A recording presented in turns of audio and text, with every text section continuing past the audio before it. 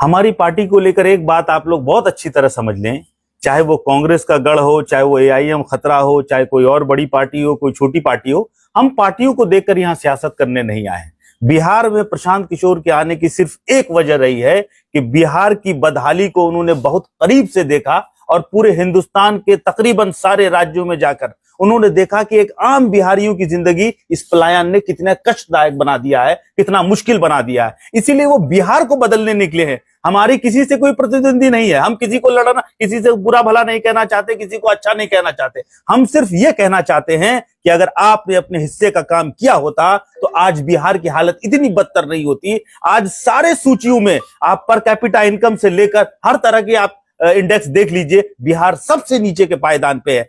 हम आप एक बिहारी होने की हैसियत से हर कोई समझते हैं कि ये जिंदगी कब तक चलेगी, 20 साल, 30 साल, 35 साल और क्या आगे 50 साल तक इसी तरह जीते रहेंगे तो हमारी जिंदगियां बदल जाएगी? नहीं बदलेगी। तो इसी को बदलने की एक कोशिश है और ये प्रशांत किशोर जी हरगिज वादा नहीं करते, दावा नहीं करते कि वो अपने दम पे कर लेंगे। उनका कहना है कि बिहारियों के अंदर इतनी प्रतिभा है और माजी में बिहारियों ने दिखाया है कि बड़े बड़े काम यहां बिहार की सरजमीन से हुए थे। पाटलिपुत्रा कभी पूरे हिंदुस्तान की राजधानी हुआ करती थी, नालंदा सबसे बड़ी यूनिवर्सिटी हमारे यहाँ हुआ करती थी, लेकिन आज एक बिहारियों का क्या हालत हो गई है कि बिहारी कहना एक गाली लगने लगा है। इसी बात के लिए उन्होंने 3 साल पदयात्रा की। अगर सिर्फ पार्टी बनकर इलेक्शन लड़ना होता तो इसी तरह 6 महीने पहले आते, 243 सीटों पे 243 मजबूत लोगों को खोज निकालते और उनको सियासत में आगे लाकर इलेक्शन लड़ रहे होते। उनकी मंशा हरगिज ये नहीं, वो जानते हैं इस सिस्टम से बिहार का बदलाव नहीं हो सकता। बिहार तब तक नहीं बदल सकता जब तक आम बिहारी को इस बात का एहसास नहीं हो कि ये स्टेट हमारा है, इसे बदलने की जिम्मेदारी हमारे कंधों पर है।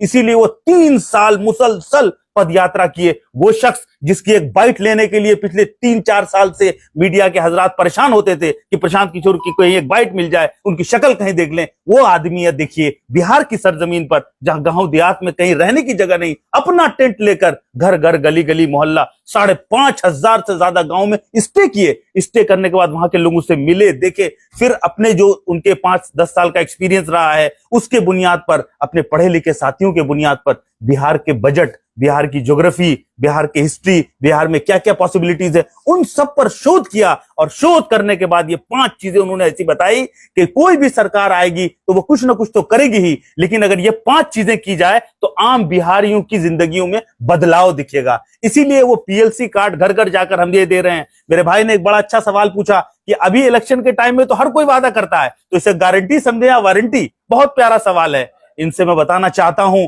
कि प्रशांत किशोर के आप माजी को देख लीजिए। इसी बिहार में उन्होंने 7 निश्चय कहा था और जब ये कहा था कि घर में नल में जल पहुंचेगा, लोग हंसते थे कि जहां बाहर की व्यवस्था है वहां पीने का पानी है, नल जल से कैसे पहुंचाएंगे। लेकिन आपने देखा कि मजबूर होना पड़ा हुकूमतों को, क्योंकि जब आप अपने वादे मैनिफेस्टो से निकालकर घर घर तक पहुंचाते हैं तो फिर अगले इलेक्शन का खौफ आपके दिलों में होता है कि अगली बार जब आप अवाम के पास जाएंगे तो क्या कहेंगे। इसीलिए आपको वो डिलीवर करना पड़ेगा। और प्रशांत किशोर जी भी अगर 5 वादे कर रहे हैं और नहीं डिलीवर कर पाएंगे तो यकीनन जनता उनका सपोर्ट नहीं करेगी। इसलिए मैं दावे के साथ कहता हूं कि जनस्वराज का जो ये सपना लेके निकले हैं हम लोग बिहार को बदलने के लिए, ये जरूर पूरा होगा।